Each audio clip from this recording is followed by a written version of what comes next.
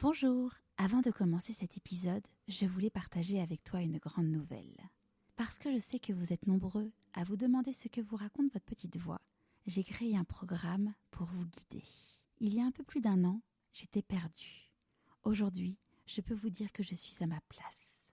Ma mission est de vous permettre d'écouter votre petite voix et de redonner du sens à votre vie. Grâce à de nombreuses recherches, des formations et à mes invités, j'ai découvert que nous avons tous une mission de vie. Et toi, quelle est-elle ? C'est justement l'objet de ce programme. Il démarre le 12 mars. Tu peux profiter d'un tarif exceptionnel de lancement. Rendez-vous sur pourquoipasmoi.co. Mes parents avaient prévu un avenir assez tracé. Enfin, ils voulaient que je passe mon bac, que je fasse une école de commerce ou que je fasse du droit. Et moi, je me sentais pas trop, en fait, d'aller dans ces chemins tout tracés, mais j'arrivais pas non plus à dire vraiment ce que je voulais. Que la petite Camille avait peur, elle se posait plein de questions. Et moi, si je pouvais lui dire quelque chose, je lui murmurais quelque chose à l'oreille, c'est je lui dirais fonce, n'aie pas peur, crois en toi, écoute-toi, fais-toi confiance, profite de la vie. Profite de chaque moment, parce que ça n'existe qu'une fois, et quand tu tombes, ramasse quelque chose. Je suis Charlotte Desrosiers-Natral et je suis heureuse de vous accueillir sur Pourquoi pas moi. On a tous rêvé un jour de changer de vie. Certains ont osé écouter leur petite voix et ils ne le regrettent pas. Écoutez ces témoignages sans coupe qui permettent de décrypter ce qui se passe concrètement entre le moment où on se dit dans sa tête « Pourquoi pas moi ?», au moment où on rend tout cela possible. Pourquoi pas moi ? Le podcast qui t'invite à écouter ta petite voix. Camille est une mannequin française, aussi belle à l'intérieur qu'à l'extérieur. C'est pour dire. J'ai découvert Camille sur Instagram. Mon intuition m'a dit qu'elle avait des choses passionnantes à nous raconter. Mais avant de l'inviter, j'ai fait des petites recherches sur elle. Et quand j'ai vu que sur le site de l'agence pour laquelle elle travaille, il la présente comme une personne qui croit aux rêves, pour qui rien n'est impossible, quand on enlève ses barrières, il était évident que j'avais envie de la voir derrière mon micro. Et vous verrez, mon intuition ne m'a pas trompée. J'ouvre une petite parenthèse. Si le podcast te plaît, n'hésite pas à en parler autour de toi et à t'abonner sur ta plateforme d'écoute préférée. Et mettre 5 étoiles et un commentaire sur Apple Podcast. Pour moi, c'est énorme. Revenons-en à Camille. Elle a grandi dans la banlieue chic de Lyon. Pour faire plaisir à ses parents, elle s'est inscrite en fac de droit.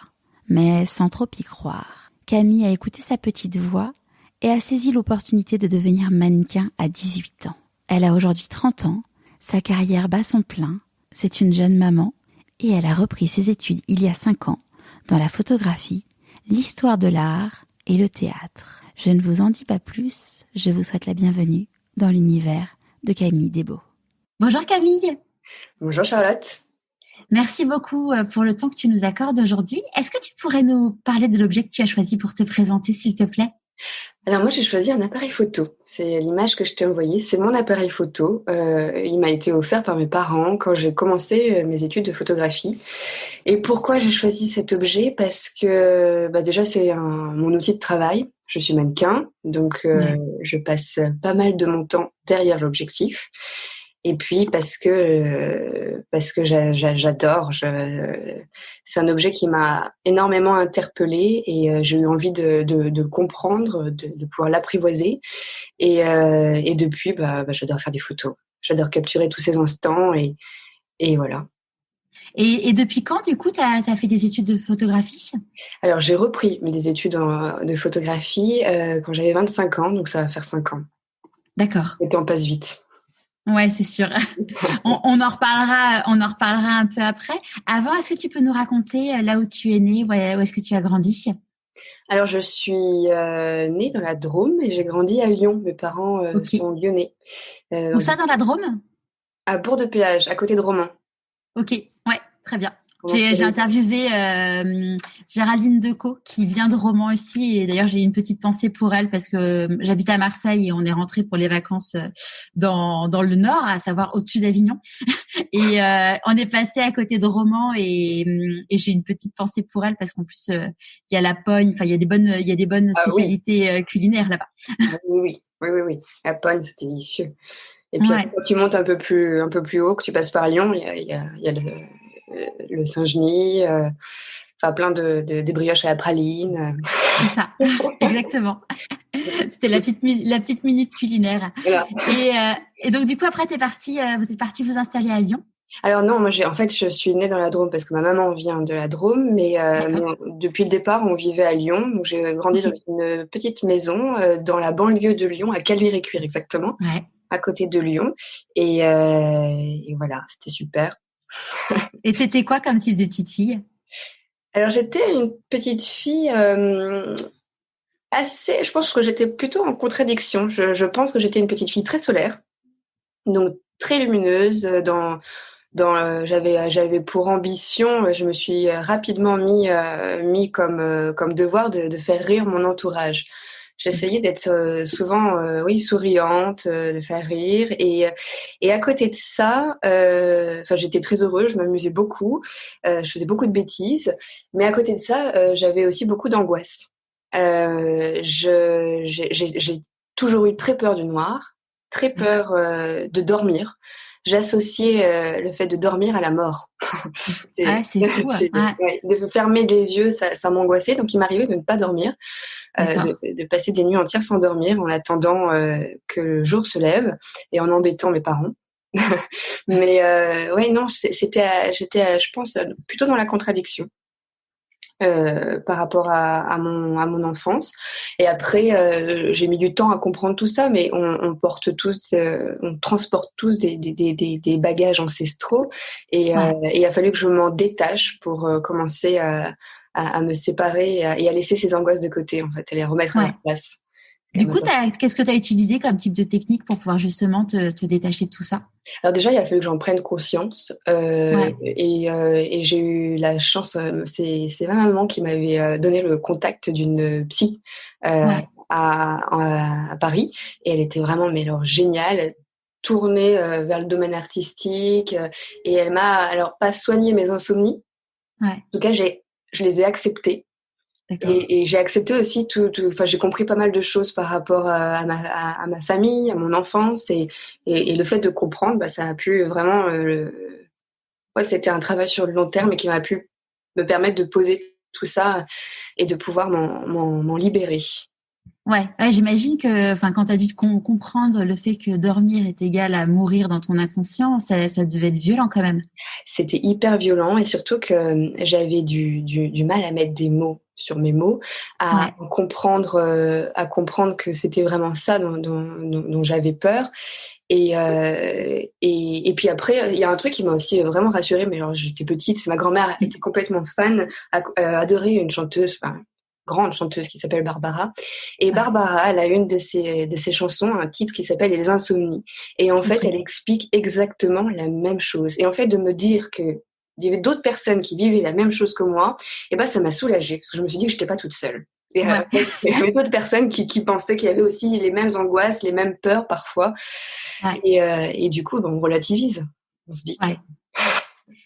Mais c'est marrant ce que tu disais, enfin marrant, je sais pas si c'est le mot, mais le poids transgénérationnel, moi c'est quelque chose que j'ai découvert l'été dernier où j'ai rencontré des magnétiseurs et autres types de personnes un peu perchées pour certaines personnes et ce que je respecte. c'est Mais, profondément mais ancré pour d'autres. ouais, c'est ça. Et en fait, il y a des choses où tu te dis, enfin qu'on y croit ou qu'on n'y croit pas, c'est tellement fort et fou ce qu'ils racontent. Et du coup, je me suis pris de curiosité pour ces sujets-là, et donc j'ai lu pas mal de choses. Et en effet, il y a des choses où on te dit, voilà, tu as le poids de l'hérédité sur des choses et enfin, c'est ancré en toi, mais tu le sais pas parce qu'en fait, ça ne t'est pas arrivé à toi, en fait. Et non. Et depuis ton Ouais, enfance, et même le moment où tu choisis de naître, tout ce que tu vas vivre dans le ventre de ta maman, tout ça, ouais, ce sont des choses que tu as à vivre, que tu as à comprendre pour t'en libérer, pour soigner aussi les générations futures, et puis pour soigner les générations passées aussi, enfin ouais, pour soigner tout un ensemble. Et c'est en fait c'est passionnant. Moi aussi, c'est un peu comme toi. J'ai découvert tout ça il y a une dizaine d'années et je suis ça me passionne. C'est vraiment un sujet que je trouve passionnant. On ouais, ouais, apprend c'est sans fou. cesse. Ouais. Ouais, t'apprends sans cesse. Après, c'est ce qu'on disait avec mon mari, c'est qu'il me disait, tu vas voir telle personne. Il me dit, bon, il y a un moment, il faut savoir s'arrêter aussi, parce que sinon, tu rentres dans une espèce de spirale de toujours aller creuser.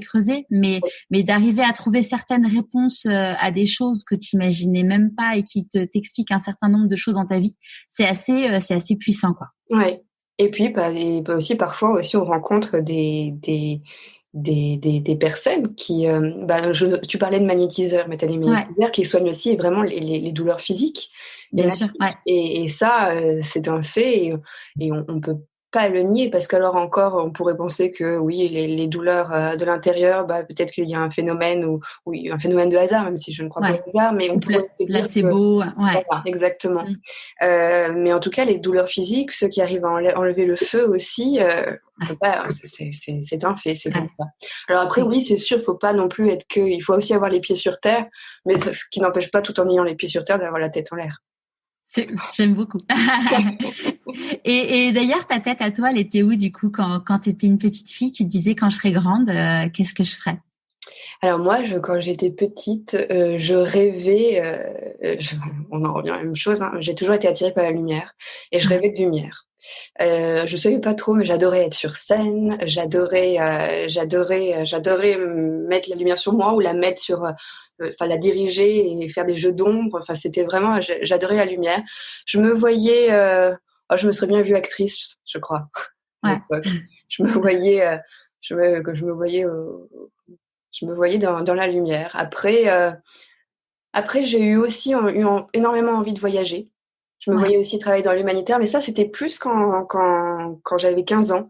Je me voyais voyager, travailler dans l'humanitaire, et je l'ai fait. J'ai eu la chance de pouvoir faire un voyage humanitaire c'était un prof de danse qui avait organisé ça, et on était parti au Mozambique, et là aussi, ça avait été une claque énorme, terrible dans la figure, où c'est à ce moment-là où je me suis dit, parce que mes parents avaient prévu un avenir assez tracé. Enfin, ils voulaient que je fasse mon bac, que je fasse une école de commerce ou que je fasse du droit. Mon papa, c'était du droit. Et moi, je me sentais pas trop, en fait, d'aller dans ces chemins tout tracés, mais j'arrivais pas non plus à dire vraiment ce que je voulais. Et ce voyage humanitaire, j'ai rencontré des gens qui n'avaient rien, qui donnaient tout, qui souriaient alors qu'ils n'avaient rien. J'ai compris en fait que peut-être que nous, on comprenait pas vraiment le sens de la vie. Enfin, nous, je parle en tout cas de moi, et peut-être de nous occidentaux dans nos pays, dans nos maisons où on est bien. On prenait peut-être pas assez on se rendait pas compte de la chance qu'on a, et en fait, on a toutes les clés pour prendre des risques, toutes les possibilités, et on le fait pas. Et du coup, je m'étais dit, en fait, il faut que je fonce et que j'ai la chance de pouvoir le faire, et il faut que je le fasse parce que moi, j'ai la chance de pouvoir le faire. Il faut que je le fasse pour eux aussi. Ouais. Et du coup, à ce moment-là, tu disais, ça serait quoi? T'avais une idée de... Eh ben, je m'étais dit, j'avais toujours pu me proposer on m'avait pas mal parlé de Miss France, des trucs comme ça qui me plaisaient pas du tout et que j'avais pas eu du tout envie de faire. Par contre, je m'étais dit, j'ai vraiment envie d'essayer de voir, de découvrir ces métiers qui sont plus liés à l'artistique et qui pour moi me semblaient inaccessibles. Et du coup, je me suis dit, mais en fait, je vais foncer et je vais essayer. Ouais. Et puis après, j'ai un peu mis ça de côté, puis finalement, c'est revenu à moi par hasard, une fois de plus, ou par chance. Mais le hasard n'existe pas, donc quelque part, je pense que je l'ai provoqué, tout ça. Comment ça s'est passé, du coup? Et ça s'est passé que, du coup, mon papa m'avait inscrit dans une fac de droit. J'ai tenu 3 semaines, un peu plus.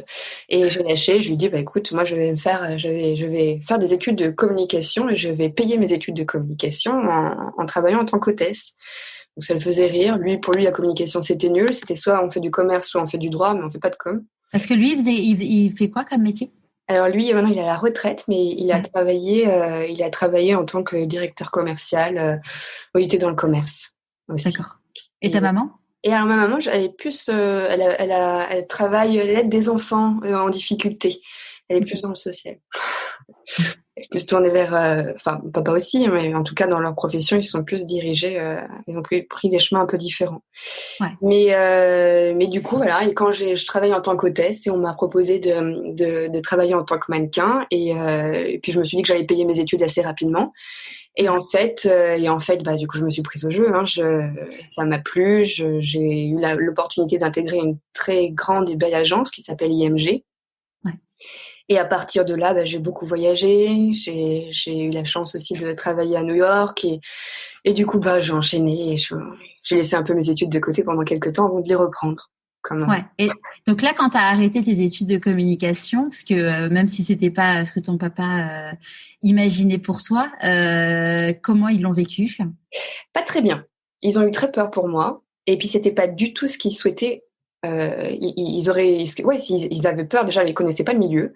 Ouais. On a beaucoup d'idées reçues qui sont pas forcément fausses, hein.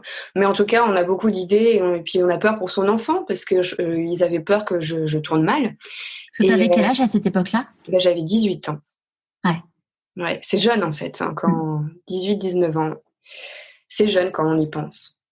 Mais en fait, la chance que j'ai eue, parce que j'ai vu autour de moi beaucoup de personnes, beaucoup de destins brisés, beaucoup de Ouais. personnes se perdre et j'ai finalement c'est presque de l'humanitaire hein, de faire du mannequinat parce que on voit de tout, mais enfin c'est pas de l'humanitaire, pas du tout, c'est pas le terme, mais en tout cas c'est l'école de la vie.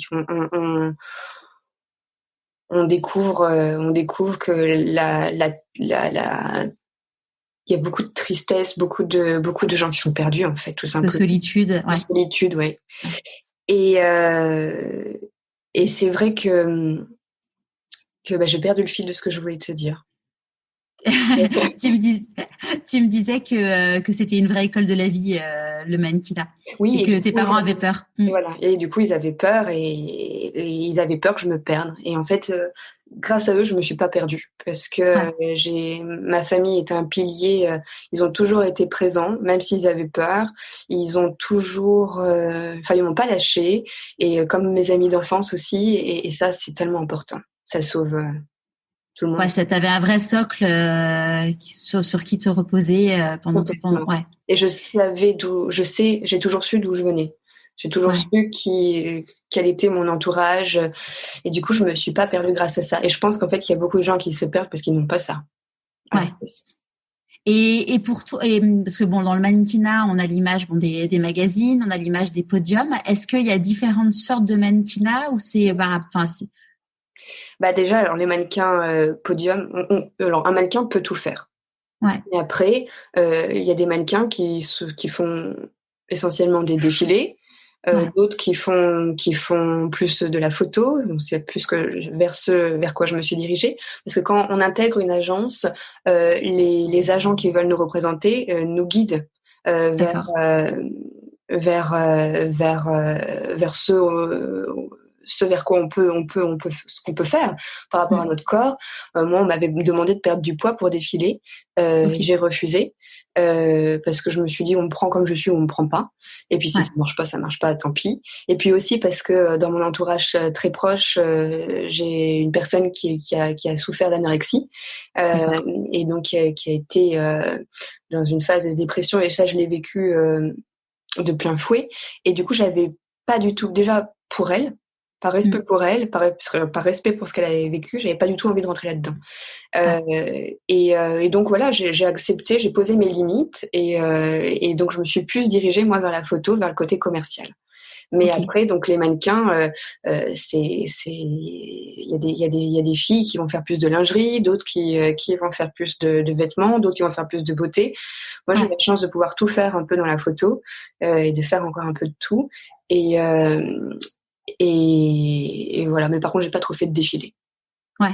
Et quand tu as commencé à faire tes premières couves de magazine, comment tu l'as vécu?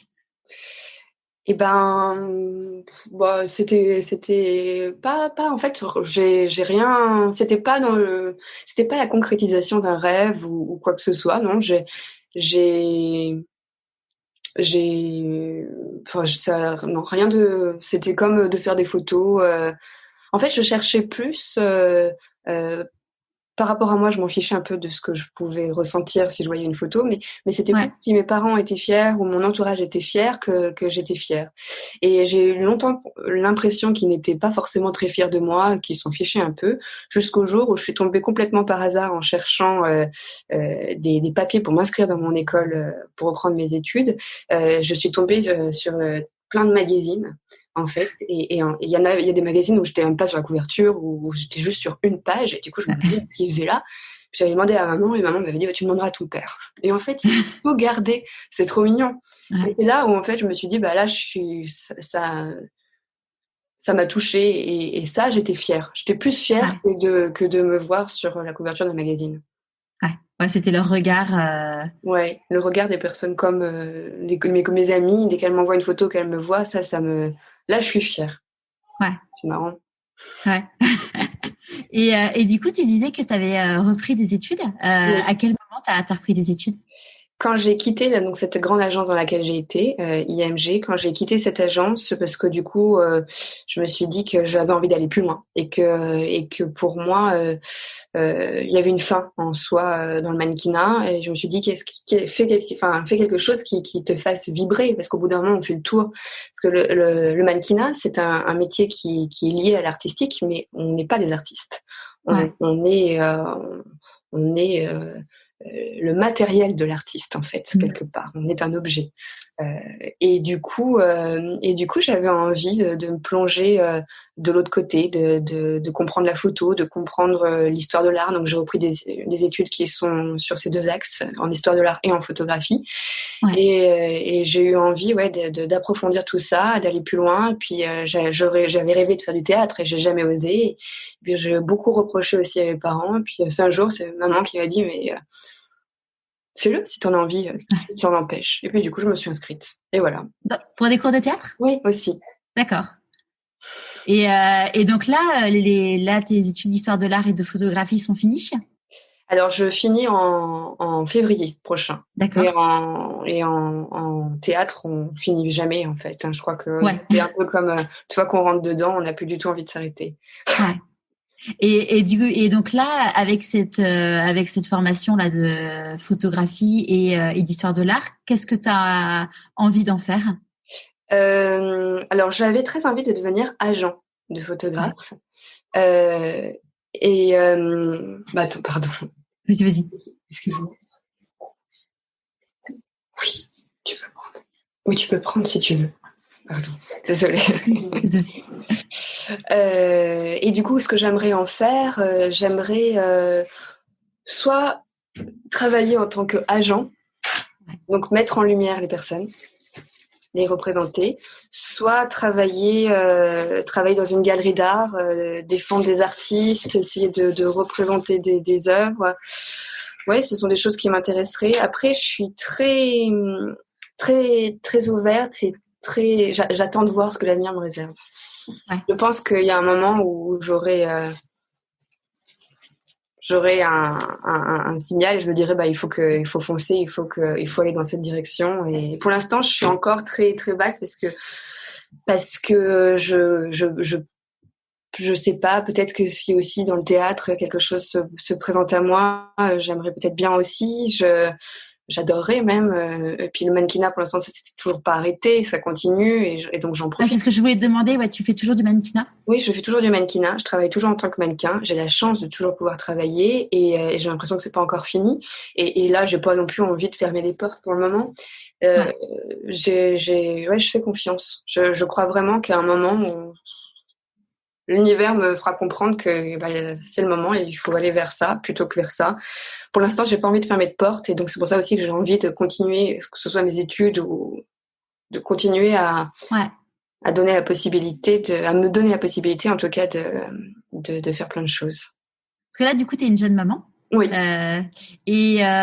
Comment ça se passe le fait d'être mannequin et maman? Parce que j'imagine, l'ayant vécu, ayant 2 enfants, le corps n'est quand même pas le même après avoir eu un enfant. Quand t'es mannequin, ça a forcément un impact, j'imagine. Ah ouais, c'est un impact. Et puis surtout, pendant la grossesse, on se pose plein de questions parce qu'on se demande si on va pouvoir encore travailler.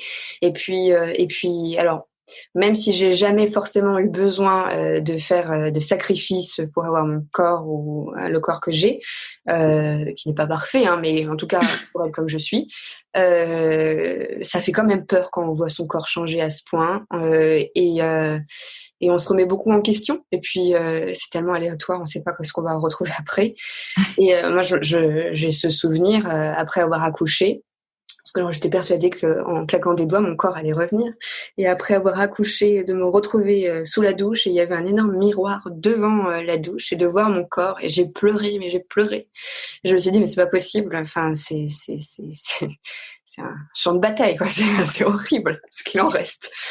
Et en fait, tout s'est remis en place très rapidement et sans rien faire parce que je pense qu'il y a une mémoire, ou enfin en tout cas ça s'est remis en place pour moi. Peut-être que ça se passera pas comme ça pour le deuxième, hein. Mais pour le premier ça s'est remis en place, et j'ai prié très fort. La prière aide. Ouais. Et après j'ai repris le travail hyper rapidement. J'ai accouché le 1er juin et le 7 juillet je recommençais à travailler. Ah ouais. Ouais. Ah, c'est... Ouais. Je me suis étonnée moi-même, hein, franchement. Et même les équipes avec lesquelles je travaille étaient étonnées. Mais ça s'est bien passé. En plus, c'était des équipes que je connaissais très bien, et donc ils étaient tous trop contents de me voir, de me poser des questions sur la naissance de ma petite fille, de mon Hortense, et c'était sympa. Voilà. Après, on me propose maintenant. Déjà, c'est compliqué quand je travaille d'être loin d'elle, parce que quand je travaille en tant que mannequin, je suis obligée de partir. Et parce que pourquoi tu es obligée de partir? Parce que ça se tourne pas à Paris en général, parfois, c'est assez rare, mais souvent on part 2-3 jours et on revient pas le soir. D'accord. Et ça c'est un peu difficile. Ouais. Et sinon, c'est un peu difficile de la laisser. Après, on me propose de plus en plus des trucs, de faire des photos avec Hortense, des projets comme ça. Pourquoi pas. Après, moi, j'ai pas envie de... Finalement, ce que mes parents... j'ai longtemps reproché à mes parents, mais en fait, finalement, je fais un peu la même chose. C'est que je sais pas si j'ai envie que ma fille soit... Enfin, elle fera ce qu'elle voudra, hein. Elle sera complètement libre. Mais si ça lui plaît, tant mieux, si ça l'amuse. Mais j'ai pas envie de la forcer. Et j'ai pas envie... de la surexposer tout de suite. Non. Et puis je trouve qu'il y a un truc dans les castings, parce qu'on est obligé de faire les castings avec les bébés, qui est complètement malsain. Je trouve d'aller faire un casting avec son enfant, jusque-là tout va bien. Après qu'on me dise non, moi quand je fais des castings, je m'en fous complètement. Aujourd'hui j'ai pris beaucoup de recul. Et par contre qu'on dise non à mon enfant, ça m'embête un peu. Et donc j'ai pas envie qu'elle ait à vivre ça. Donc on verra. Les castings, ça c'est quelque chose dont j'ai parlé avec une de mes invitées, mais l'épisode n'est pas encore diffusé. C'est quelque chose comment tu le vis toi? Alors maintenant je le vis je prends énormément de recul. Mais à l'époque, c'était très difficile quand j'ai commencé. Pas parce qu'on s'expose quand même déjà à des refus au regard des autres. Donc il faut s'assumer, il faut avoir suffisamment confiance en soi pour se dire aussi que si on nous prend pas, tant pis pour eux. Et puis c'est pas parce qu'on ne prend pas que c'est qu'on est nul ou qu'on est moche, ou c'est juste parce qu'on correspond pas. Mais ça c'est difficile aussi de l'ancrer, de se le mettre dans la tête. C'est pas évident. Aujourd'hui, je prends beaucoup de recul avec les castings. C'est quand même hyper drôle parce que on peut avoir 3 castings dans une journée. Le premier, on arrive, on ne regarde absolument pas, mais c'est next. Le second, on va être la 8e merveille du monde. Là. Et puis le troisième, ou pareil, on ne regarde pas. Donc c'est quand même très aléatoire. Et finalement, le mannequinat, tout est axé sur un physique, sur une image, sur son langage. On correspond pas. On aime ou on n'aime pas. La beauté, c'est très aléatoire. Et voilà, il faut prendre beaucoup de recul par rapport à ça. Et puis après, la beauté aussi, qu'est-ce qu'est la beauté? La beauté, ce sont des idéaux, des idées qu'on se fait par rapport à nos normes. Mais finalement, puis on va nous voir, donc on nous juge sur ce qu'on est. Mais le métier de mannequin, c'est d'être derrière un objectif, c'est de prendre la lumière. C'est d'être, on est maquillé, on est mis en valeur, et on ressemble pas du tout à ce qu'on est au naturel. Donc ça c'est. Le premier mannequin que j'ai rencontré, c'était quelqu'un. Moi, j'ai fait une école de commerce et c'était un mec qui était dans ma promo. Et il était pas mal, mais franchement, oui, il avait un truc, mais qu'on pouvait trouver beau ou pas beau en fait. Et il défilait pour Agnès B. Donc un jour, je me rappelle, on était en stage à Londres et le magasin, il y avait un 4x3 de lui. Et tu dis, mais mon Dieu, mais j'ai pas du tout l'impression d'avoir le même mec à côté en fait. Et c'est fou. Et même là, tu vois, il y a eu Miss France, il y a pas longtemps. Oui. Et moi, ça me fait marrer chaque année de regarder Miss France. Et je regardais, il y a d'ailleurs la même école de commerce, c'est Miss Côte d'Azur, qui est dans l'école de commerce que j'ai faite à l'époque. Et j'avais vu sa photo de profil parce que l'école avait partagé aux anciens, regardez, on est trop fiers, on a une Miss France, on a une Miss France et tout. Et tu regardais la photo sur son profil LinkedIn et tu la voyais maquillée et tout, tu dis mais c'est pas la même nana en fait. Oui, c'est sûr. Ah mais c'est fou. Sûr. C'est ce que me dit, c'est ce que me dit mon mec à chaque fois quand je rentre de shooting, quand je suis maquillée et tout, il me dit j'ai l'impression d'avoir une autre femme. Il préfère laquelle? Ah bah alors lui, il aimerait bien que je sois tout le temps maquillée. Moi, je préfère être naturelle. Non, mais après le naturel, c'est mieux, c'est bien. Mais c'est vrai que ça change, c'est sûr. C'est notre métier. Notre métier, c'est justement la photogénie, la vidéogénie, c'est de faire rêver. Et du coup, il y a des gens qui sont très beaux, qui ne rendent strictement rien derrière une caméra, et des gens qui sont un peu moins beaux et qui vont avoir un truc de fou, notamment Kate Moss en est l'exemple flagrant. Elle est très jolie, mais bon, elle est pas non plus incroyable. Et enfin, elle est incroyable en photo, en tout cas, elle est juste. Enfin, j'ai rarement vu quelqu'un d'aussi beau. Elle est incroyable. Elle perce l'écran. Elle a une personnalité, un truc dans le regard qui font toute la différence. Ouais. Et donc là, comment t'as fait pour gérer mannequinat, enceinte, enfin jeune maman, plus tes études, parce que c'est quand même costaud. Ah ouais, là je sais pas comment je fais. Je sais pas. Je me pose pas de questions en fait. Je fonce, j'avance, je me repose pas trop, et puis je prends. Quand on me propose un job, je prends, j'accepte parce que j'ai appris à dire oui et à prendre un peu tout ce qui se présente à moi comme une chance. Et du coup, je prends vraiment ça comme une chance, comme mes études. Et s'il me faut un peu plus de temps pour pour aller au bout de mes études, je prendrai un peu plus de temps, c'est pas grave. Mon école est au courant, ils sont d'accord. On se débrouille. Et par contre, pour mon enfant, je peux pas prendre un peu plus de temps. Donc, donc là, j'essaye de passer le plus de temps possible avec elle, de profiter parce que elle grandit tellement vite, ça passe tellement vite. C'est clair. Déjà 7 mois et c'est fou. Enfin, tout ce qu'elle fait, tout comme elle change. Et là, j'ai récemment trouvé une nourrice. J'espère que ça va bien se passer parce que c'est compliqué de trouver quelqu'un en qui on ait confiance et qu'on laisse son enfant. Et donc voilà, puis après il y a mon mec aussi qui prend le relais et qui est là quand même beaucoup, qui s'en occupe énormément, et ça c'est génial. Et le fait d'avoir un enfant, est-ce que dans ta carrière il y a un moment où tu t'es dit pas tout de suite parce que en effet ça aura forcément finalement pas tant que Ah ouais, surtout dans les métiers qui sont liés à l'image, on se pose toujours plein de questions, on repousse toujours au lendemain. Et puis il y a un moment où, il faut se poser moi en tout cas je me suis posé la question de ce qui était essentiel. Et dans 10 ans, où j'allais me retourner sur, qu'est-ce que j'avais envie qu'il reste si jamais je dois partir plus tôt ou quoi que ce soit. Et en fait, je crois que pour moi, avoir un enfant, c'était vraiment la concrétisation d'une vie. C'est avoir 1 ou 2 enfants, ou 3 peut-être, qui difficile. Mais en tout cas, c'est ce qui est le plus important. Après, le travail et les rêves, c'est tout aussi important pour moi. Donc, il faut arriver à trouver le juste milieu pour s'écouter dans son cheminement personnel et dans ses envies professionnelles ou dans ses envies tout simplement. Et donc c'est là où c'est difficile de trouver le juste milieu. Et j'espère que je le trouve, mais après on verra. Je pense que seul l'avenir me le dira. Il y a que ça qui pourra me dire oui, tu as réussi ou pas. C'est une bonne transition sur ma question d'après. C'est quoi pour toi la réussite ?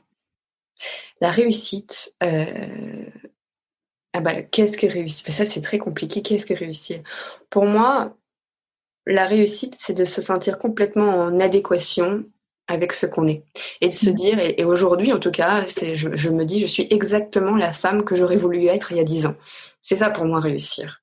Après, je peux pas dire que je vais réussir dans les 10 prochaines années. Mais en tout cas, aujourd'hui, je suis exactement celle que j'aurais voulu être. J'écris chaque fois, chaque année, j'écris, je fais une petite liste de choses que j'ai envie de faire, que j'ai envie de réaliser. Et généralement, je la plie et je la cache quelque part. Souvent, j'oublie. Je sais plus où je la mets. Je retombe dessus. Et ben, c'est assez étonnant parce que, en fait, je me rends compte souvent que j'arrive à faire ou à réaliser ce qui a été écrit, presque tout. Avoir un enfant, ça faisait un moment que déjà avant avoir un enfant, c'était trouver quelqu'un de le papa, et c'était pas évident. Mais c'est comme professionnellement, j'écris en ce moment, j'avais très envie d'avoir un agent plutôt dans le cinéma, je l'ai eu. Après, j'avais envie d'intégrer une bonne école, de passer des auditions. Tout ça, j'écris à chaque fois ce que j'ai envie, ou j'ai envie de devenir agent, j'ai envie de faire plus de photos, de faire une exposition, ou de faire de l'humanitaire, ou de voyager à tel endroit. J'écris tout ça. Et au bout d'un moment, ça se réalise. Parce que peut-être que de les écrire, de les mettre de côté, d'y penser, mais d'après de s'en libérer, de s'en dégager, ça nous donne l'opportunité d'y arriver. On a beaucoup rigolé avec ça pendant les vacances parce que mon frère est très pragmatique et moi, je peux avoir un petit côté spirituel et perché, mais depuis toujours. Enfin, lui, il a toujours été un peu ingénieur et moi, un peu artiste. Et en fait, je lis beaucoup de choses sur la théorie de la visualisation, qui dit que le fait d'écrire, et notamment l'écrire de façon manuscrite, a un impact hyper important dans l'inconscient et dans l'imaginaire. Et donc, du coup, c'est la loi de l'attraction. Tu visualises et donc tu attires à toi. Donc, il s'est beaucoup moqué de moi parce qu'en mode, à chaque fois, non, il y croit pas du tout. Mais il y a un reportage sur Netflix qu'il faut que je lui envoie, qui explique, et ça s'appelle Le Secret, je crois, un truc comme ça. Voilà, le livre est aussi, je sais pas si tu l'as lu. Non. Ah lis-le. Le Secret, c'est un livre, mais c'est passionnant. Tu lis ça, tu dis, et puis moi, je sais que depuis que j'ai découvert ça, je le pratique de plus en plus sur certaines choses, et ça marche. Alors après, quand tu racontes, il se moque de moi, mais c'est pas grave parce que n'empêche que ça a marché. Mais ouais, clairement, ce que tu dis, c'est le fait d'écrire la chose, de la penser, de l'intérioriser. Il y a des choses, c'est pas magique en fait. C'est sûr. De visualiser aussi, demander qui aura. C'est tous les soirs déjà d'être dans la gratitude, de remercier, et puis après d'essayer de penser le lendemain, ta journée, comment tu as envie qu'elle se passe, qu'est-ce que tu as envie qui t'arrive, les réponses que tu as envie de recevoir. Et bien moi, je t'assure, mais je reçois des réponses. Peut-être que mon père se moquera de la même manière de moi. J'y crois profondément. S'il nous écoute, on pense à lui. Et pourquoi pas, en fait. Pourquoi pas? Parce que... de toute façon... Pardon? Vas-y. Non, vas-y, excuse-moi. Non, mais parce que quand on réfléchit à tout ça, il y a beaucoup de gens c'est comme la vie après la mort. Beaucoup de gens se posent des questions, beaucoup de gens aussi s'en posent pas du tout. Ils se disent ça n'existe pas. Ok. En tout cas, et ça, il y a plus de preuves, il y a plus de choses qui nous incitent à croire en la vie après la mort que en rien. Ouais. Aujourd'hui, c'est difficile de démontrer qu'il n'y a rien. Par contre, on peut démontrer sans prouver. Donc ça reste spéculatif, mais on peut démontrer qu'il peut y avoir quelque chose. En tout cas, rien que ça donne plus envie d'y croire que de croire en rien. Enfin, je sais pas. C'est comme dans les dimensions. Pendant longtemps, Einstein pensait qu'il y a, au début de sa vie, pas au début, mais il avait monté des théories comme quoi il y avait 4 dimensions. Ce qui est vrai. 4 dimensions, l'espace-temps et puis l'espace. Mais après, à la fin de sa vie, c'est qu'on a commencé de plus en plus à s'interroger, à s'intéresser aux théories quantiques. Et théories quantiques, quand Oscar Klein explique qu'il peut y avoir une 5e dimension, et puis après, quand on va encore plus loin, qu'il peut y avoir une 7e, voire certains qui disent jusqu'à 26 dimensions, ça veut dire qu'en fait, l'univers est tout simplement tellement plus large, tellement plus profond que ce qu'on pense. Enfin, je sais pas. Je crois qu'on va encore voir beaucoup de surprises dans les années très loin, très lointaines. On va apprendre plein de choses. Ouais, il faut être ouvert à tout ça parce que de toute façon, il se passe des choses. Ah ouais, ça c'est sûr. Et d'ailleurs, la plupart des personnes dans l'univers artistique sont ouverts à tout ça et y croient profondément. Ouais. Et je me demande justement si c'est pas ce qui leur donne aussi la foi et cette envie de travailler dans cet univers et la force de travailler là-dedans. Ouais, cette espèce de petit grain de folie qui fait le génie. Ouais. Oui. Enfin, après le génie, pour moi, le génie, je vois quelque chose d'incroyable et de magique. Je sais pas si on peut parler de génie, mais en tout cas, ce qui leur donne la possibilité d'aller plus loin ou de ne pas avoir peur d'aller plus loin. Ouais. Parce qu'en fait, les gens qui sont très rationnels, ils ont un peu peur. Ils sont ancrés dans un truc où c'est rassurant. Ça a une partie de leur. En fait, les gens qui sont à un côté artistique et les gens qui ont un côté plus pragmatique, ingénieur, ne font pas travailler la même partie de leur cerveau, en fait. Oui. Ouais. Tout à fait. Il y a l'hémisphère droit et l'hémisphère droit. Ouais. La clé, c'est peut-être d'arriver à faire travailler les deux au même niveau, mais bon, je crois que c'est une tâche assez difficile. Ouais, je pense que ça va être compliqué. En tout cas, moi, On va rester dans l'hémisphère artistique. Qu'est-ce que tu penses que la vie de Camille dirait si elle te voyait aujourd'hui? Je pense qu'elle serait très étonnée. Elle serait très étonnée et je pense qu'elle aurait envie de foncer et qu'elle aurait plus peur. Parce que je pense que la petite Camille avait peur, elle se posait plein de questions. Et moi, si je pouvais lui dire quelque chose, je lui murmurerais quelque chose à l'oreille, et je lui dirais fonce, n'aie pas peur, crois en toi, écoute-toi, fais-toi confiance et fonce, quoi. Profite de la vie, profite de chaque moment, parce que ça n'existe qu'une fois et puis après, et puis même si tu te plantes, même si tu te plantes, parce que c'est une directrice une directrice artistique qui m'a dit cette phrase. La dernière fois, j'étais triste parce que je sais plus ce qui m'était arrivé. Elle m'a dit, mais Camille, quand tu tombes, ramasse quelque chose. Et en fait, c'est tellement vrai. Ah, j'aime bien, ouais. C'est joli. Ouais. On ramasse toujours quelque chose en tombant. On apporte toujours quelque chose. Enfin, en tout cas, si on le fait pas, il faut le faire parce que il faut que ça serve à quelque chose. C'est clair. Oui, et puis de toute façon, l'échec, c'est tomber une fois de plus avant de réussir. Exactement. Et puis les échecs font partie de la réussite, ce qui nous mène et nous guide. Il y a un livre aussi, c'est La place des synchronicités dans le roman de notre vie. Il a été écrit par Robert Hooke. Et justement, ça explique le fait qu'il n'y a pas de hasard, qu'il n'y a que des synchronicités et que tout ce qu'on vit nous amène vers quelque chose. Donc même à travers ce livre, il retrace la vie de plusieurs personnes et ce qui leur est arrivé et comment ils y sont arrivés. Je pense que ça pourrait t'intéresser. Et je vais regarder, je vais le noter aussi et je le mettrai sur le lien sur le blog. Ouais, il n'y a pas de hasard. Ouais. C'est amusant parce que cet été j'ai suivi une formation de psychologie positive et qui parlait justement de la place des synchronicités et à la fin en fait de la capsule où elle parlait où Christine Michaud, qui est une personne que j'ai interviewée, parlait des synchronicités, il y avait un petit coussin dans son dos qui était le même coussin. Ça faisait peut-être 20 ou 30 capsules où on la voyait assise sur ce coussin, mais c'est la première fois où j'étais en mode ouverture de l'esprit, où j'ai lu ce qu'il avait écrit sur ce coussin et j'en ai pleuré en fait, tellement c'était une vraie synchronicité et là on était en vacances donc dans la maison familiale et j'ai retrouvé un livre qui est d'ailleurs au-dessus de moi qui s'appelle Le Dictionnaire des symboles, que j'ai ramené parce que c'est un livre que j'ai dû avoir quand je devais avoir peut-être 16-17 ans et ces trucs-là, ça m'a toujours fascinée. Mais bon, voilà, dans une famille parfois un peu cartésienne, enfin un frère, parce que mon papa est plutôt ouvert sur tous ces trucs, mais avec un frère très cartésien, je me suis dit bon, j'avais un peu refoulé ça, et là je me suis dit allez, je le ramène, il est au-dessus de moi, et j'en ai un autre aussi qui s'appelle Pour tout l'or des mots, qui explique toute l'origine de chaque mot. Ouais, et je trouve ça assez fascinant. Tu vois, il y a un dictionnaire dont je parle souvent dans le podcast qui est le dictionnaire des mots et des maladies.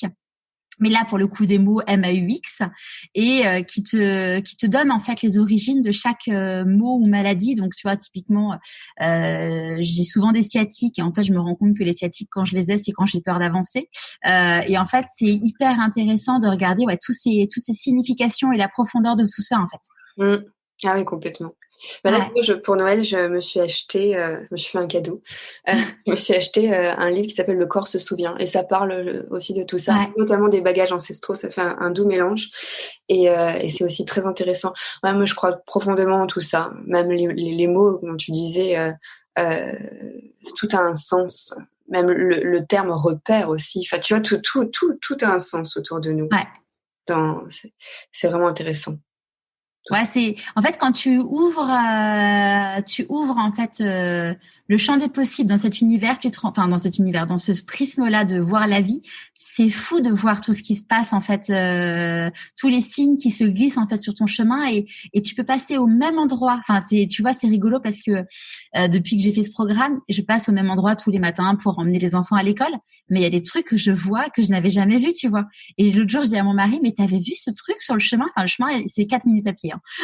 Il me dit bah non, j'avais jamais vu et c'est fou en fait de se dire que quand tu ouvres en effet ton prisme à essayer de voir d'autres choses et de voir ça un peu comme un jeu, te dire qu'en fait t'as des petites surprises qui se glissent qui te glissent, tu vois typiquement en septembre, je voyais tout le temps des plumes par terre. Et n'importe qui pourra dire bah des plumes oui je sais pas c'est la saison des moments où les oiseaux ils perdent leurs plumes je sais pas quoi mais en fait des plumes j'en voyais plusieurs fois par jour et je suis sûre que si j'avais demandé à mes enfants avec qui je passais mes journées ils les ont pas vues en fait et quand tu regardes la symbolique des plumes bah tu dis ah bah ouais c'est on me parle. Non mais oui, tout à fait. Ouais. Bah, moi, je suis très tournée aussi vers les signes. Alors après, il faut, je crois, un peu, enfin, il faut s'y tourner en prenant un peu de recul pour pas être que là-dedans non plus. Mais Mm-hmm. en tout cas, oui, c'est sûr que ça permet d'avancer et surtout, ça permet de remettre les choses à leur place. Parce que finalement, quand on est enfant, on a la possibilité de voir tout ça. Et on a toutes Ouais. les portes qui sont ouvertes. Et en devenant adulte, on ferme toutes ces portes. Mm. Et je crois que de se retourner, d'essayer de réfléchir, de se reconnecter euh, avec nous-mêmes. Mais du coup, Ouais. quand on se reconnecte avec nous-mêmes, on se reconnecte avec l'univers et avec tout ce qui nous entoure et avec les autres. Et Mm. ben, d'accepter ces signes, tout ce qui nous entoure, c'est se rouvrir son cœur d'enfant et c'est peut-être aller plus loin et plus haut. Ouais, Plus ouais, haut. en fait c'est ce que disait Thomas Samut, une personne que j'ai interviewée. Il disait en fait on est juste nous enfants qui avons grandi en fait. Tout à fait. On a la même âme, mais alors oui on a traversé des choses qui nous ont façonnés, mais finalement ce cœur d'enfant et cette flamme c'est toujours nous en fait. Ouais, complètement. Mm. Et puis, une fois de plus, rien n'arrive par hasard. J'ai une copine qui a vécu des trucs assez douloureux physiquement, Ouais. qui a été malade. Et un jour, elle m'a dit, et ça m'a un peu perturbée, elle m'a dit, tu sais Camille, on a la vie que l'on mérite. Alors j'ai trouvé ça un peu dur. Et après, elle m'a dit, non, c'est pas exactement on a la vie que l'on mérite, c'est on a la vie que l'on peut supporter et que l'on doit Ouais. supporter. Parce que il y a des choses qui nous arrivent. Et il faut les accepter, même si elles sont négatives, que ce soit des départs, que ce soit des trucs difficiles professionnellement ou sentimentalement, enfin, tout ce qui peut nous arriver dans une vie. Mais tout ça, ça nous emmène quelque part. Et peut-être que si on les vit, c'est qu'on a des choses à comprendre aussi par rapport à nous-mêmes. Mais même dans la difficulté, même dans les agressions ou dans rien n'arrive par hasard, même si c'est dur. Ouais. Et tout ça, de ce noir, il faut se tourner vers la lumière, se tourner vers le positif, vers le blanc, essayer d'en faire quelque chose. Et le jour, je pense, où on en a fait quelque chose, c'est là où on peut se dire qu'on a réussi aussi. Ouais, carrément. Ouais, c'est dans chaque situation se dire quel était ce fameux cadeau qui est mal emballé à travers cette situation et se dire bah clairement dans chaque situation autant se dire qu'est-ce que j'en retire de positif. Tu vois, une personne très proche dans mon entourage a perdu son papa quand il avait 11 ou 12 ans. Enfin, vraiment, il était d'une crise cardiaque. Enfin, le truc qui forcément laisse des traces. Hein. Et quand je l'ai rencontré, il m'a dit, tu sais, c'est une chance d'avoir perdu mon papa aussitôt. Et alors forcément, il y a plein de gens que ça choquait parce que tu dis, enfin, comment tu peux dire un truc pareil? Mais en fait, il a toujours eu cette philosophie de vie de se dire, bah voilà, de toute façon, son papa, il est plus là, on va pas pouvoir le faire revenir. Donc autant se dire, en quoi ça lui a apporté une espèce de force et qui a fait que c'est l'homme qu'il est aujourd'hui. Mais voilà, il s'est toujours dit, bah voilà, comment je fais pour transformer cette épreuve en une force, plutôt que de s'apitoyer sur son sort en disant, bah voilà, ma vie est fichue, j'ai perdu mon père, quoi. Mm. Ouais, oui, non, mais alors ça, quand on a cette possibilité, cette faculté, cette chance de pouvoir voir le verre à moitié plein, je pense qu'il faut déjà, il faut s'en servir parce qu'on a la chance de pouvoir le faire, c'est sûr. Mais en tout cas, il faut penser à toutes les personnes qui n'ont pas cette chance, qui ont pas qui arrivent pas, qui arrivent pas à se libérer de ce marasme ou de toutes ces choses un peu difficiles. Et je trouve que ça génial de pouvoir avoir des témoignages comme ça, de personnes qui te disent quand même qu'il a eu la chance de perdre son papa. Et en même temps, c'est tellement vrai, même si c'est très bizarre de dire, mais c'est une chance, oui et non, parce que du coup, on peut plus en profiter aujourd'hui, maintenant, physiquement. Mais par contre, la personne est toujours là et quelque part, elle accompagne encore plus. C'est quelque chose qui est au-dessus de ces personnes qui sont parties, c'est au-dessus de nos têtes. Et tu vois, dans les signes, dans les messages. Moi, j'étais très très proche d'une personne qui était ma grand-mère.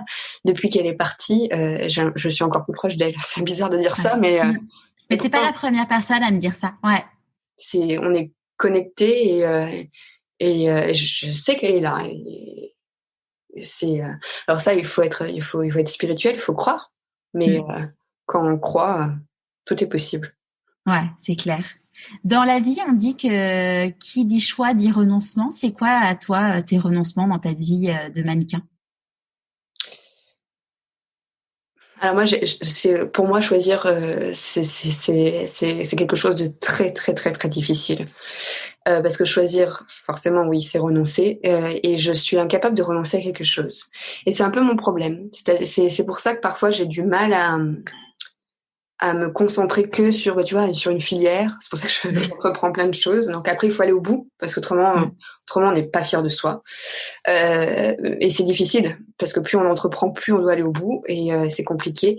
Mais renoncer, alors à une époque, renoncer, c'était passer moins de temps avec ceux que j'aimais. C'était être seule, accepter d'être seule. C'était renoncer à une vie plutôt simple que j'aurais pu avoir. Et quelque chose de plutôt rassurant, parce que être mannequin, c'est absolument pas rassurant, même d'un point de vue financier. C'est pas de quoi demain est fait. On n'a aucune garantie. Et puis c'était à l'époque renoncer aussi à avoir une vie de famille. Mais finalement, tu vois, les choses ont évolué. Aujourd'hui, à une époque, à un moment, quand j'ai été enceinte, j'ai eu peur de renoncer au mannequinat et à mes rêves. Et il a fallu un peu de temps, quelques semaines, pour me dire qu'en fait, rien ne s'arrête, tout est possible. Et en fait, il faut juste pas se dire qu'on peut renoncer à quelque chose. Et il faut rester ouvert et essayer d'être le plus organisé possible pour pouvoir arriver à tout faire. C'est possible, même si après, il faut avoir des priorités quand même. Et pour moi, ma priorité aujourd'hui, ma priorité numéro 1, c'est ma famille. Et après, juste en dessous, mais vraiment juste en dessous, ce sont mes rêves et mes passions. Ouais. C'est quoi les plus grandes difficultés que tu as eu à gérer dans ma vie? Les plus grandes difficultés sont... Alors ça, c'est un peu compliqué, mais j'ai déjà d'accepter les bagages transgénérationnels que j'avais sur le dos, les mettre de côté. Ça, c'était compliqué. Quand j'étais plus jeune, j'ai dû faire face j'ai été agressée et du coup d'accepter tout ça, d'en faire quelque chose, de me construire avec tout ça et de comprendre aussi pourquoi je m'étais dirigée là-dedans. Je pense que ça a été ce qui a été le plus compliqué. Et puis après, ça a été aussi les départs de certaines personnes que j'aimais profondément et d'accepter aussi leur départ. En fait, c'est d'accepter les choses de la vie. Ouais. Un film. Mais ouais, non, je pense que ça a été compliqué. Ouais, c'est ce qui a été le plus compliqué. Et mais d'ailleurs, je sais pas si aujourd'hui j'ai l'impression que ça va mieux, que je Ouais. que je suis bien, mais peut-être qu'un jour je me reprendrai une claque et j'aurai tout un travail à recommencer, à refaire et pour aller plus loin, pour avancer plus. Ouais, ça, je sais pas. On verra. Ouais. Ouais, après, je suis assez convaincue que quand on a fait un gros travail, après, on a des bases quand même plus, même si en effet la vie n'est pas un, il y a encore des vagues qui nous arriveront, hein. Hum, Quand on a fait un gros travail, il y a une grosse partie qui est quand même pour la vie. je crois. Je crois. J'espère. On Ouais, verra. ouais, Mais oui, je pense parce que forcément, on n'a plus besoin de se retourner. On peut encore approfondir, on peut aller plus loin, mais après, le plus gros du travail est fait, comme tu l'as dit. C'est ça, c'est sûr. ouais. Quand tu t'es lancée dans le mannequinat, c'était quoi tes plus grosses peurs? J'avais pas trop de peur. J'avais plutôt beaucoup. J'étais très très excitée de découvrir un nouvel univers. Je me suis. Si j'avais réfléchi par rapport à mes peurs, je pense que j'aurais pas fait. Ouais, J'aurais pas avancé. Donc j'essaye souvent de pas trop penser par rapport à mes peurs. Donc je pense plutôt par rapport à ce qui me motive. Tu vois, j'essaie de toujours voir le verre à moitié plein. Mais par contre, oui, c'est sûr qu'à travers le prisme de mes parents, j'avais un peu peur du milieu, des personnes que j'allais rencontrer, de tout ce que j'allais voir, les fréquentations. J'avais peur qu'on m'oblige à maigrir, j'avais peur de rencontrer des gens pas gentils, des gens malsains. ouais, Et en fait, j'en ai rencontré. Et puis finalement, c'était pas un drame. Hein, il faut juste, enfin, il faut juste. C'est trop facile de dire ça, mais en tout cas, faut prendre du recul et accepter aussi toutes ces personnes. Bah, tu vois, c'est la même chose. Il faut accepter en fait toutes ces failles, tout ce qui nous arrive, parce on doit le vivre et on doit ouais. rencontrer ces personnes pour comprendre, pour comprendre plus de choses par rapport à nous-mêmes, par rapport à la vie, pour aller plus loin. Mais c'est sûr que oui, c'était quelque chose qui me faisait peur. Puis j'avais peur aussi d'être seule. Ouais. Et au Mm. final, tu l'as été?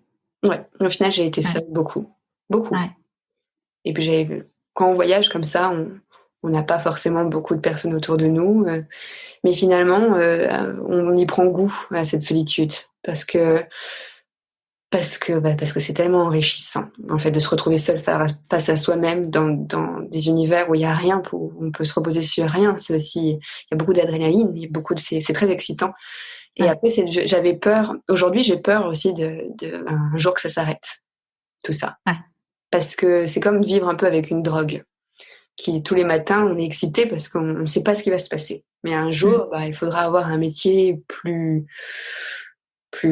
normal, et savoir exactement ce qui va se passer. Alors même si on ne sait jamais, mais en tout cas savoir que tout le matin tu vas à telle heure au travail, ça c'est un peu pour moi, c'est un peu triste. Ouais. Mais est-ce que tu peux pas imaginer justement rester mannequin toute ta vie, mais alors après évidemment pas le même type de mannequinat parce que ton corps va évoluer avec l'âge. Si on peut, peut-être, je sais pas. Là-dessus, en tout cas, mon âge, à chaque fois, moi j'ai toujours pensé que ça allait s'arrêter quand j'aurais 25 ans. Quand j'ai eu 25 ans, on m'a dit que ça s'arrêterait quand j'aurais 30 ans. Quand j'ai eu 30 ans, maintenant on me parle de 35 ans. Et quand je pense que j'en aurai 35, on me parlera de 40 ans. Ouais. Je pense qu'on peut évoluer, on peut changer, surtout qu'en plus les normes maintenant dans l'univers les gens ont plus envie de voir des choses vraies, des gens vrais, Mm. ils ont plus trop envie de voir des nanas de 20 ans défendre des produits pour les rides. Qui concerne des femmes de 40 ans, même pas, de 50 ans plutôt. Ça Mm. dépend des femmes. Mais en tout cas, ouais, je pense qu'il y a de la place pour tout le monde, peut-être. Alors, est-ce que j'aurais encore envie de travailler dans cet univers? Je sais pas. Ouais. Ça, on verra. Peut-être que j'aurais fait autre chose et que j'aurais envie de faire autre chose. Mais en tout cas, c'est quand même un métier c'est un luxe de pouvoir faire un métier où on travaille 2, 3 jours dans le mois et de pouvoir avoir du temps libre à côté, de faire plein d'autres choses, de voyager, d'avoir du temps pour son enfant, ou d'avoir du temps pour étudier, de faire toutes les galeries d'art, de faire du sport. Enfin, c'est quand même super ça. Ouais. Je me rends compte de la chance que j'ai et je me dis que c'est compliqué après de faire autre chose. Ouais. De quoi t'es la plus fière aujourd'hui? Euh, je sais pas si je peux. Je suis heureuse Bah déjà, je suis fière en fait, c'est bizarre de dire ça, mais je suis fière des personnes qui m'entourent. Je suis fière de toutes les personnes qui m'entourent. Ça, c'est une fierté. Quelquefois, quand je regarde que ce soit ma famille, mes amis, ma fille, mon copain, je suis fière parce que je me dis que je suis bien entourée. Et pour moi, la richesse d'une personne, se mesure aux personnes qui l'entourent. Quand je souris, c'est grâce à moi, mais c'est aussi grâce aux gens qui m'entourent. Et je les ai choisis, toutes ces personnes. Même ma famille, je considère que je les ai choisis. Et qu'on évolue tous ensemble. Et ouais, je suis très, très fière d'eux. Et du coup, je suis fière de moi. Et mon parcours aussi de vie, je l'ai grâce à eux. Donc, ouais, je suis fière d'eux. C'est compliqué comme question. Ah ouais, c'est compliqué. Quand j'ai accouché, j'ai un copain, deux copains d'ailleurs, ils étaient tous les deux ensemble, qui m'ont demandé si j'étais fière de mon bébé. Et je suis restée bête parce qu'en fait, je savais pas quoi répondre. Et je leur ai dit, mais on peut pas être fier de son bébé. On est fier de quoi? Enfin, qu'est-ce qu'on a fait? On a donné la vie. Alors oui, mais enfin, c'est quand même bizarre de se dire qu'on est fier d'avoir donné la vie. On est fier de son bébé et ce petit être qui vient juste d'arriver. Et en fait, si, ils ont raison, on peut être fier de son bébé. C'est juste qu'en fait, ouais, la fierté, c'est difficile d'être fier de soi parce que du coup, c'est se dire ce que tu fais, c'est bien et c'est top. Et les personnes qui t'entourent c'est plus facile de dire que les autres sont bien que soi. Et à travers son bébé, un petit être qui vient juste d'arriver, de se dire qu'on est fier de lui. Fait, tu vois, c'est un peu. Et en fait, ouais, je suis fière d'être maman, je suis fière de mon bébé, je suis fière de mes amis, je suis fière de ma famille, je suis fière de moi. Voilà. Après, on a souvent tendance à dire qu'on est fier de son bébé, en tout cas à la naissance, quand l'accouchement s'est mal passé, quand la grossesse s'est mal passée, parce qu'on se dit que ce petit être, il s'est battu. Mais finalement, quand tu penses, là, je regardais un reportage l'autre jour sur la conception des enfants, enfin, c'est expliqué, je tombais là-dessus sur M6.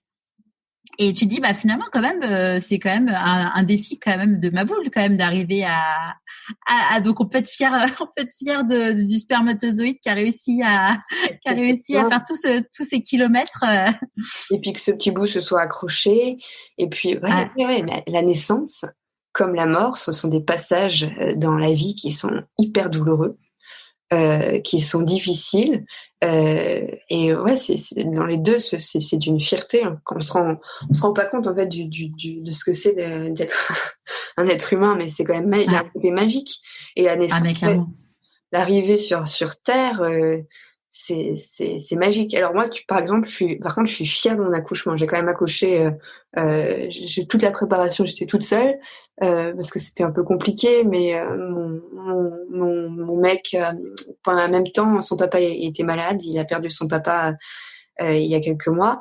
Et ça a été très douloureux pour lui. Alors lui, je suis aussi hyper fière de lui parce qu'il a dû jongler entre la naissance de sa fille, le départ de son papa, arriver à gérer tout ça et avec beaucoup de... Enfin, il est très fort. Je sais pas si j'en aurais fait autant. Mais ouais, ça, tu vois, là, je peux comprendre qu'on dise qu'on est fier de soi. Après, ouais, moi, la naissance de ma fille, justement, je suis partie toute seule à la maternité. J'ai fait tout le travail toute seule. C'était un peu difficile et j'étais hyper fière de moi et hyper fière d'elle, de notre équipe, en fait, de ce qu'on a fait toutes les deux à ce moment-là. J'étais très fière. Ça, c'est un vrai truc. J'étais fière. Ouais. Qu'est-ce que tu as envie de dire aux personnes qui te croisent et qui par exemple, savent uniquement que tu es mannequin et te disent, mais t'en es là que grâce à de la chance? Eh ben, j'ai envie de leur dire déjà que la chance n'existe pas, qu'on la provoque, que c'est un parcours, que pour moi la chance n'existe pas. Je n'y crois pas. Je crois en plutôt. Je crois qu'on a tous un chemin vers lequel on va. Après, on le choisit ce chemin. On le provoque, on crée des synchronicités, on crée des moments en fonction de ce qu'on a envie de vivre, ce qu'on a besoin de vivre et ce qu'on doit vivre aussi, parce que ça c'est différent. Et après, donc la chance, si on prend le mot chance, quand ça arrive, bah déjà c'est que c'est pas une chance, c'est que c'est le moment quoi. Et c'est savoir aller La saisir. Oui, exactement. Prendre cette chance, prendre ce moment. Quand c'est le bon moment, les choses arrivent. Il y a rien à faire, en fait. Et du coup, si tu es là, si tu es exactement à cet endroit, à ce moment-là, c'est quelque part, tu l'as mérité. Ouais. Mais après, je pense que le vrai enjeu, j'ajouterais, c'est de savoir saisir la chance. C'est qu'en fait, souvent, la chance se présente. Mais bon, la bonne nouvelle, c'est qu'il y a toujours le train continue, donc il y a toujours un wagon qu'on pourra voir passer et saisir. Mais en effet, je pense que c'est un vrai sujet, c'est de savoir saisir sa chance aussi. Bien sûr, c'est ça, de savoir tout prendre. Mais là aussi, je crois que je l'avais lu quelque part. C'est quelqu'un qui, je crois que je l'ai lu. Il me semble pas que ce soit quelqu'un qui en ait parlé, qui dans sa vie s'est dit qu'il allait toujours dire oui à tout. Et du coup, il avait forcément beaucoup plus de chance que quelqu'un qui dit non. Ouais. Mais savoir saisir la chance, c'est aussi prendre des risques. Donc, du coup, quelque part, c'est pas uniquement une question de chance, c'est aussi une question de courage. Il y a une question de volonté aussi. Et c'est se bouger, quoi. C'est d'y croire. Je pense que quand on y croit, quand on se donne tous les moyens pour, si jamais ça ne vient pas, c'est que c'était pas pour nous. Et quand ça vient, il faut accepter, il faut foncer, il faut sauter, quoi, dans le vide. Ouais. Est-ce qu'il y a un conseil que tu aurais aimé qu'on te donne et que du coup tu voudrais donner aujourd'hui? De foncer, de jamais être trop sage et d'y croire. Et ça, moi, ma grand-mère me le répétait. Elle me disait, il faut y croire, et si tu y crois, ça va venir. Demande et tu auras. Et moi, je trouvais qu'elle était un peu farfelue, trop spirituelle. Et en fait, aujourd'hui, je pense que je suis encore pire qu'elle. Mais ouais, je pense que le conseil, c'est vraiment d'y croire, de pas avoir de limites, de pas avoir de barrières. Essayer en tout cas de tout faire pour qu'elles disparaissent, pour les enlever. Mais même si j'ai bien conscience que c'est pas facile. Et puis à tout moment, on a l'impression qu'on les enlève et elles peuvent se redresser. Donc c'est un travail de longue haleine, mais je pense que c'est le travail d'une vie. Et ce qui fait qu'on est fier de soi après. C'est quoi tes prochains défis? Alors, j'en ai plein. Déjà aussi, ça, un conseil, c'est de toujours c'est comme la liste que j'écris, c'est toujours se mettre des nouveaux défis parce que ça donne envie d'avancer et puis ça nous donne, en les écrivant, en y pensant, en les imaginant, ça nous donne la possibilité de les réaliser. Autrement, si on n'y pense pas, on n'en a pas et donc on fait rien, quoi. Mais donc mes prochains défis personnels, j'adorerais pouvoir me tourner de plus près vers la comédie, vers le théâtre, de foncer, de continuer mon école de théâtre, peut-être de trouver un nouvel agent, de foncer, de continuer le mannequinat, d'arriver à élever ma fille et qu'elle ait le moins de limites et de barrières possibles dans sa tête, qu'elle soit le plus libre possible. Peut-être d'avoir un deuxième ou un troisième enfant, d'essayer de réussir aussi sentimentalement, d'être heureuse, d'accepter les moments difficiles. Sentimentalement, et puis je trouve que c'est hyper beau, moi, l'histoire de mes parents, de voir ces deux personnes qui, 40 ans après, même si parfois ils s'agacent, mais qu'ils soient toujours ensemble et qu'ils s'aiment autant, je trouve ça magnifique. Donc ça, je trouve que c'est une très belle réussite aussi. Et puis, quand j'étais petite, je rêvais tellement de paillettes, de lumière, que je trouvais que la vie de mes parents était un peu naze. J'avais même dit un jour, alors je m'en veux aujourd'hui, mais non, je sais qu'il s'en fiche, mais j'avais dit à papa que je trouvais que sa petite vie dans sa petite maison avec sa petite femme et ses petits enfants et son petit travail, c'était nul. Et que moi, j'avais envie d'autre chose. Et aujourd'hui, je rêve de ça. D'avoir une petite vie, un petit travail, des petits enfants, un petit mari. En fait, je trouve que d'être heureux, d'être d'être bien entouré, c'est un défi. Donc ça, c'est un défi d'arriver à avoir une famille qui fonctionne, où ça roule. Et après, j'ai plein de défis professionnels. Peut-être d'ouvrir une galerie d'art. J'aimerais bien lancer aussi, peut-être aussi créer un truc qui soit lié à l'humanitaire aussi. Enfin, tu vois, j'ai tellement d'envies, c'est compliqué. Il me faudrait plusieurs vies pour les réaliser. Et peut-être que je peux faire. Ouais, c'est super. Non, il vaut mieux avoir plein d'envies qu'aucun rêve. Hein. C'est les rêves qui font avancer. Oui. Après, il faut aussi avoir les pieds sur terre. Et c'est là où souvent mon entourage essaye de m'ancrer en me disant reviens sur Terre et essaye de te concentrer plutôt que d'être trop dans les nuages. À qui as-tu envie de dire merci et pourquoi avant qu'on se quitte? Déjà, premièrement, merci à toi. Merci. Pour tout le travail que tu fais, pour tout. Enfin, je trouve que si l'univers était rempli de personnes comme toi, le monde fonctionnerait. Enfin, ça serait magique. Tu te rends compte? Je sais pas si tu te rends compte de ce que tu donnes aux autres à travers ton travail. Enfin, je trouve ça top. Je trouve ça vraiment génial. Donc merci d'être là, merci de faire ce que tu fais et ça c'est top. Ça m'émeut. Non, ça. Après, du coup, il ne peut pas avoir que des gens comme toi parce que sinon, ça serait trop simple. Et il faut aussi un équilibre. Comme on t'en parlait au tout début, le yin et le yang. C'est important d'avoir cet équilibre pour qu'on se tourne justement vers le bien et vers des belles choses et vers des ondes positives.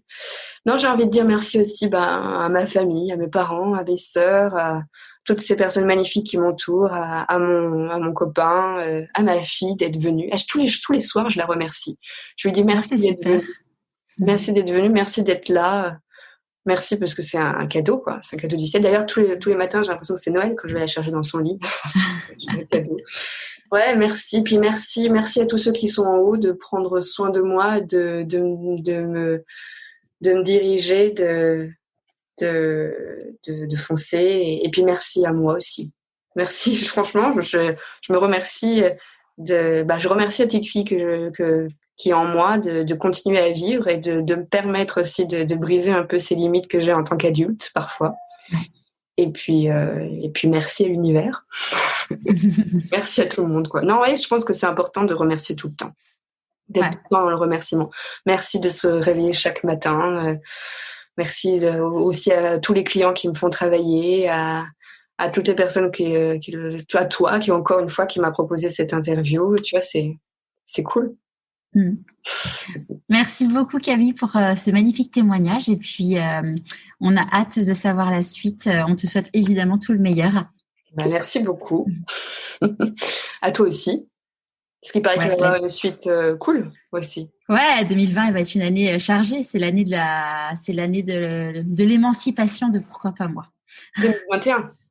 Oui, 2021, oui, pardon. J'ai encore un peu de mal. Hier, je faisais un chèque 2020. Non, j'ai pas encore passé la nouvelle année. Moi, je suis bien contente d'avoir quitté 2020, mais bon. Ouais, c'est une année. Ça a été une année. Après, on en parlait justement à Noël, parce que là, donc, on enregistre le 5 janvier. Moi, j'ai envie de retenir du positif quand même, tu vois, de cette année. Tu vois, ce qu'on se disait, c'est que ça a été la naissance de Pourquoi pas moi, ça a été la naissance de mon neveu, ça a été, j'ai envie de dire même la naissance de mon neveu avant de Pourquoi pas moi. Et puis ça a été, pour nous, ça a été le retour à Marseille. On a déménagé. Tu vois, ça a été l'année où finalement, on a profité de ces moments compliqués qu'on a vécu pour se poser les bonnes questions sur là où on avait envie de vivre. Et tous les matins, j'ouvre les volets et je me dis qu'on est au bon endroit. Donc, ça, c'est une réussite. Ouais, c'est ça. Ouais, non, c'est sûr. Moi aussi, l'année 2020, j'en retiens la naissance de ma fille. Je retiens aussi le fait que j'ai quand même eu la chance de travailler et de pouvoir profiter des gens que j'aimais, alors même si le contexte était compliqué. Ouais. Par contre, je trouve que ça a été une année éprouvante, difficile et c'était une année toute en contradiction, mais peut-être qu'on avait besoin tous de vivre ça pour essayer de revenir à l'essentiel. Et une fois de plus, rien n'arrive par hasard. Donc, ouais, il faut. Et puis c'est ce qu'on disait tout à l'heure, c'est savoir se dire que moi j'ai eu la chance de pas avoir eu de personnes qui ont été gravement touchées, à la fois financièrement et à la fois surtout sur la santé. Mais je me dis dans notre contexte à nous où personne n'a eu vraiment de vraies énormes galères, c'est de se dire comment on fait pour capitaliser sur ce qu'on a vécu et le transformer en du meilleur en fait. Moi j'ai perdu ma grand-mère, donc la maman de mon papa pendant la première vague, qui était très âgée, et son départ a été très difficile, mais en fait de tout ça, pendant l'enterrement, on était chiffre, on était hyper restreint, mais c'était quand même beau. C'était quand même beau, et puis quelque part, elle a tiré sa révérence ça a été rapide, ça a été très dur, mais il y en a quand même quelque chose de beau qui est ressorti de tout ça. Et de partir à ce moment-là, finalement, elle a peut-être moins souffert que si elle était gravement malade. Ça a été plus rapide. Même si pour ceux qui restent, ça a été très compliqué quoi, à gérer. Ouais. Ça, ouais, c'est sûr. Ouais. C'est comme ça. C'est comme ça. Ouais. Et elle est à côté de toi, elle aussi. Oui, c'est sûr. Ouais. En tout cas, merci pour tout. Merci à toi et puis à très très vite.